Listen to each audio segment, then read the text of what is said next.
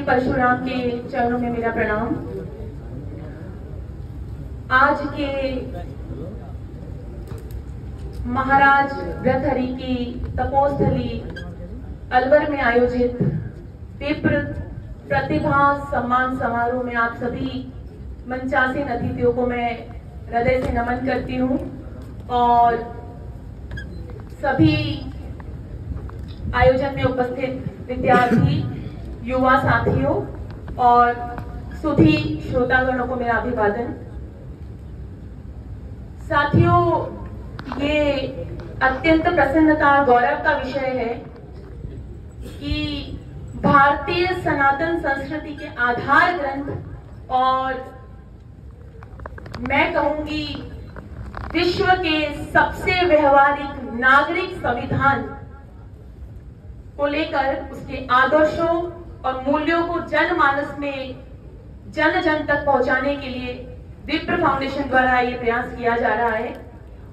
मैं इसके लिए बहुत बहुत शुभकामनाएं देती हूँ समस्त आयोजनकर्ताओं को और पूरी टीम को, जिन्होंने ये रामचरितमानस पर ये प्रतियोगी परीक्षा आयोजित करवाई। क्योंकि रामचरितमानस से मैंने अपनी बात शुरुआत की है, तो मैं मानस की दो पंक्तियों के साथ अपने वक्तव्य की शुरुआत करूंगी। जहां सुमति तहां संपत्ति नाना, जहां कुमति तहां विपत्ति निदाना। अर्थात जहां सुबुद्धि है वहां समस्त प्रकार की संपत्तियों का वास होता है और जहां कुबुद्धि है, जहां दुर्बुद्धि आ गई, वहां इंसान का पतन निश्चित है। और आप देख रहे हैं कि आज घर, समाज, देश और संपूर्ण विश्व में जितनी भी वैश्विक क्रांतियां और अशांति का जो मूल कारण है वो दुर्बुद्धि है। तो समस्या यह है, सवाल यह है कि सुबुद्धि और दुर्बुद्धि का निर्धारण कैसे किया जाए, कैसे तय किया जाए कि हमारी बुद्धि सही दिशा की ओर अग्रसर है या हम गलत दिशा की ओर अग्रसर है।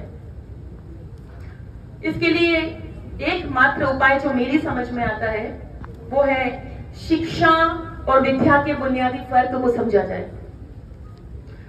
शिक्षा, जो हम किताबी ज्ञान, जो हम डिग्री जिससे हासिल करते हैं और जीविकोपार्जन के योग्य बनते हैं, सोर्स ऑफ इनकम के लिए शिक्षा आपको तैयार करती है।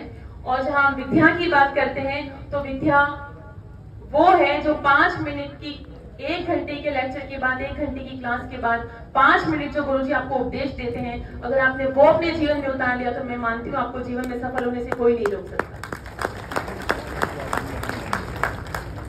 घर में आपके पिताजी जब टीवी देखते हुए या सोते समय अपने जीवन में संघर्षों की चर्चा आपसे करें और आपने जो जीवन में उतार लिया वो है विद्या। एग्जाम देने जाते समय आपकी माताजी आपसे ये कहती है कि कोई बात नहीं, अच्छे से पेपर देना और अगर कुछ कमी रह जाए, अगर पेपर खराब हो जाए तो हिम्मत मत हारना, कोई बात नहीं, चिंता मत करना, स्ट्रेस मत लेना। वो है विद्या।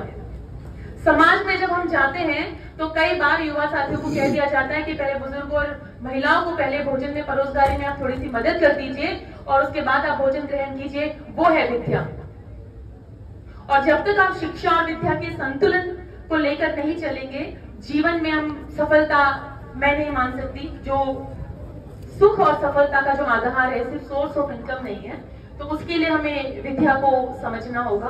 आप सभी यहाँ पे विद्वान उपस्थित थे और आपने सुना होगा कि ऋषि दत्तात्रेय के 24 गुरु थे और 24 गुरुओं में चीटी भी थी। चीटी से भी उन्होंने सीखा कि कैसे पंक्तिबद्ध होकर अनुशासन प्रिय जीवन जिया जाता है। तो जीवन की प्रत्येक परिस्थिति, प्रत्येक संघर्ष, प्रत्येक असफलता, जीव जंतु, पेड़ पौधों से, समाज से, देश से आप जो सीखते हैं वो है विद्या।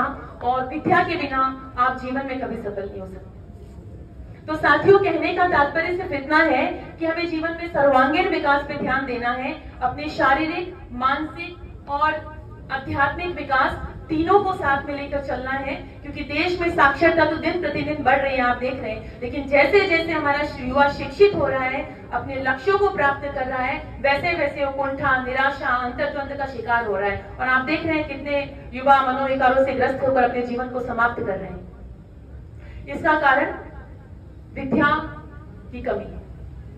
और इसे हमें समझना होगा। अभिभावकों की और गुरुजनों की और समाज के जो वरिष्ठ लोग हैं उनकी ये जिम्मेदारी है, और साथ ही इस चीज को विद्यार्थियों को समझना होगा कि कैसे बैलेंस बना के अपने शारीरिक और मानसिक विकास पर ध्यान दिया जाए। जहां हम शारीरिक विकास की बात करते हैं, आज के सारे बालक सजग हैं इस चीज को लेकर। टाइम से सोना, टाइम से खाना, टाइम से रेडी होकर स्कूल जाना, और सारे युवा साथी अपनी बॉडी को लेकर हमेशा सजग रहे हैं। मुझे नहीं लगता कि यहाँ कहने की आवश्यकता है बहुत ज्यादा इस बारे में। लेकिन जहाँ मानसिक विकास की बात आती है, हम किसी को ज्ञान देने की कोशिश करते हैं तो कहते हैं कि क्या करे साहब, माहौल ही ऐसा है। नकारात्मक विचार तो मन में आ जाते हैं, मन का क्या करें। तो नकारात्मक विचार, माहौल आज से सदियों से यही रहा है, माहौल यही था, यही रहेगा। स्वामी विवेकानंद के समय क्या परिस्थिति अनुकूल थी? अब्दुल कलाम आजाद के समय क्या परिस्थितियां अनुकूल थी? परिस्थितियां यही रहेगी, हमें अपनी मनस्थिति पे काम करना है। अभी धर्मवीर जी भाई साहब ने यहाँ एक बात की कि समाज में आपको टीवी पे, आपको मोबाइल पे सब तरह की चीजें उपलब्ध होंगी, आपको उसमें चुनना है। हंस की तरह अपने काम की चीजों को आपको ग्रहण करना है। मुझे ध्यान आ रहा है एक वाकया, टीवी पे शायद एक ऐड आता है, बहन से करते हैं अगर प्यार तो रक्षाबंधन पे दे हीरो का उपहार, ऐसा कुछ। और यहाँ तक कि प्रेशर कुकर से जोड़ दिया गया है प्रेम को। बीवी से करें अगर प्यार तो फला फला प्रेशर कुकर से कैसे करें इनका। अच्छी बात है, ये अच्छी बात है। साधनों से प्रेम अच्छी बात है, लेकिन साधनों से आप प्रेम और भावनाओं को जस्टिफाई नहीं कर सकते। 5 लाख का बिस्तर आपको नींद नहीं दे सकता है। और दुनिया का कोई पंडित, माफ कीजिए यहाँ पे सारे